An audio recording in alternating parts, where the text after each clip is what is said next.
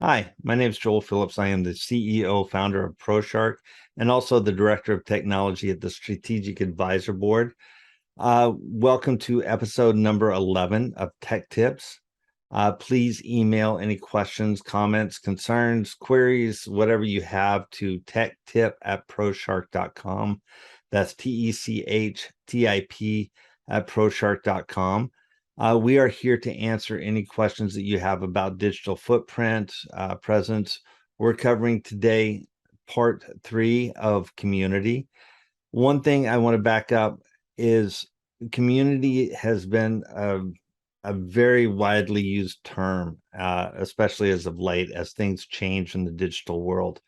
And I want to clarify what a community is. A community of people that surrounds a company is a like-minded group of people that is there for a common reason. And the reason I want to clarify the definition is because community is a word that everybody uses nowadays to just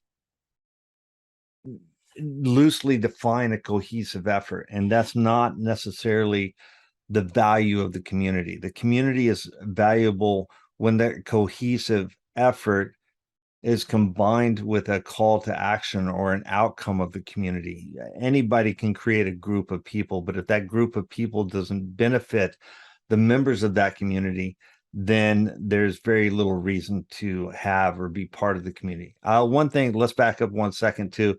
If you'll notice the pink hat, this is October, Breast Cancer Awareness Month, and I want to make sure that we call that out because this is a very worthwhile cause and one that we back and support extremely proactively. So that said, let's get back to community and what collaborative efforts can be done to create a community that has a call to action. So we'll call that a collaborative community.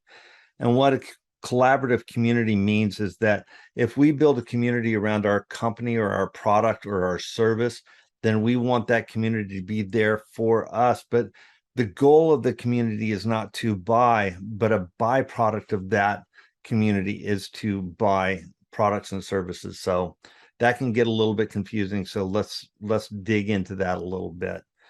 A community of people, when I create a newsletter or when I create some activity around my company, and it does not have to do necessarily with the products or services, it can be a social cause for the company. It can be a reason for collecting a group of people to say, hey, here we are.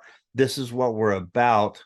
Are you interested? Come join us. Because at the end of the day, a community is going to provide you with much more value from a purchasing perspective than will just straight ads. And because ads are losing effectiveness, anybody who owns a company or is running digital ads understands that. So building this community has to be around a collaborative purpose. There has to be a cause for that community, number one, to join, but number two, to add value to both the members of that community and to the businesses that are organizing it. So when you create this community, don't do it myopically. Don't do it with a single site in mind. Do it with the focus of how can you create a win-win for other companies that want to become part of that same community? Because when you do that, when you create a bigger base for that community, you're going to create more draw to the community. And then those people are going to be far more interactive in that community. And when that happens, you will get the value back from that. So as you're building a community, make sure that you focus on creating win-wins for the members and for any other companies that you would invite to that community. So that said, that'll be all that we need to discuss today regarding collaborative communities.